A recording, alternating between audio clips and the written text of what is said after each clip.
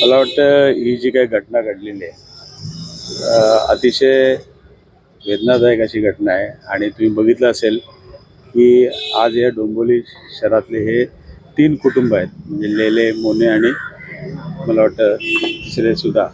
आणि अशा परिस्थितीमध्ये आज त्या कुटुंबाची भेट घेतली असता मुलगासुद्धा जी स्टोरी सांगते तुम्ही बघितलं असेल की त्या एकट्या मुलाने एक तर त्याच्या आईला पॅरालिसिस झालेला आहे आणि अशा अवस्थेमध्ये त्या कुटुंबाला धीर देण्याचं काम त्या मुलाने केलेलं आहे. आणि फक्त सरकारने ही भूमिका घेतली गेली पाहिजे की त्या मुलाला त्या ठिकाणी नोकरीसुद्धा मिळाली पाहिजे आणि जे काही मदत आहे सरकारने या करायला पाहिजे, जेणेकरून त्या कुटुंबाला खऱ्या अर्थाने धीर देण्याचं काम मला वाटतं करायला पाहिजे आणि ते आम्ही नक्की त्याचा पाठपुरावा करून ते करू.